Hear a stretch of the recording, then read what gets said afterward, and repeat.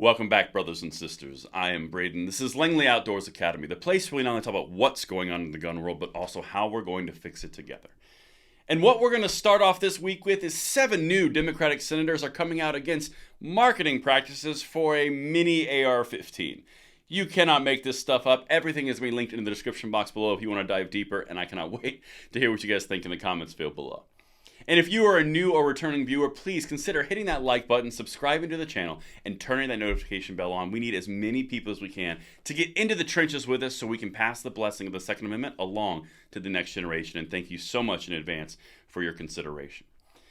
Now, we have a new channel called Second Legacy. It is between Tim and myself. Tim from Military Arms Channel and I dive deeper into the gun control, gun rights arguments, a lot of the nuance of what we're going on, and really provide a lot of deep analysis on what's going on in a longer form format, and it has been received extremely well, and I'd love for you to check it out. It's also linked right down there.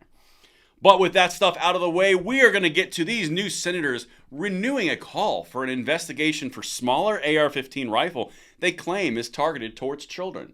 Now, these are going to be the usual suspects in the Senate, but this is what's interesting. They're actually trying to get the FTC, the Federal Trade Commission, to target an individual company for their products. And keep in mind, the product that we're talking about is essentially a Ruger 1022 with different furniture on it, which sends them all into a fury. Let's get it. Everything is linked, as I said. This article came out this morning, and the senators are furious. 7 U.S. senators are renewing calls for the Federal Trade Commission to open an investigation into the marketing of assault-style rifles after the unveiling of the Junior 15, a long rifle the manufacturer advertises as a smaller AR-15 geared towards younger users. Now, if they knew anything about the gun world, they would know that the entire point of a .22 cartridge is it's an easier cartridge to understand. It's a small cartridge, which is why beginners use 1022s, Ruger 1022s, for longer than I've been alive. Just saying, and I'm pushing 40. But that's an important part because it's not about what reality is, it's about how I feel about it. So we've got to use the power of the federal government to curtail an individual business because I don't like it. And we got to hit that feisty marketing because they're targeting inept users, as they would say. Sound familiar? California did the exact same thing. Gavin Newsom made a video insulting all of us, and we covered it. But let's continue.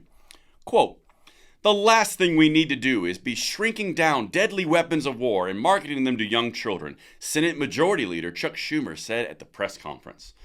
Now, of course, this is not a weapon of war. This is a 1022 with different furniture. That's all it is. It's intended as a training tool. I'm not getting into anything beyond that, but that's what we're talking about, okay? Let's keep going because, again, they are livid. A group of 11 Democratic U.S. senators initially penned a letter in May of 2022 to Lena Khan, the chair of the Federal Trade Commission. So they've been doing this since May of last year, requesting the commission open an investigation into, quote, the marketing of highly lethal firearms, including assault-style rifles, to impressionable young people. Now, does this kind of fall in line with the things we've seen for the past year? We had an entire committee pull all the CEOs of gun manufacturers in for their marketing and trade practices, requesting their internal books, how much they spend on marketing. Sound familiar? They did that. This happened in May. They did that to around the HR 1808 time period last year, and now they're renewing the calls for this letter. Interesting how all of this works together in a big wheel, isn't it? But let's keep going. I've got some great quotes coming up that you guys are going to love. In their letter, the senators accused We1 Tactical, and that's the company in question, of being, quote, just a single actor in a long line of unscrupulous gun manufacturers that have worked for years to market their products to a young audience. They asked the FTC to take action against We1's unfair marketing that could lead to harm or death. You see what they're doing? They're trying to say it's unfair to market it to someone who is so vulnerable and so impressionable. And all the while, they're completely negating the fact that children and adolescents cannot buy firearms in the United States. To buy a rifle in most states, it's 21. So how is it going to trick young people into buying something that they legally cannot buy because the federal system does not allow it? How is that even possible? It's not. This is a target of the industry through the marketing angle. It is a continuation from different perspectives. That's what we're dealing with, but listen to some of these quotes. Shows you they're super serious.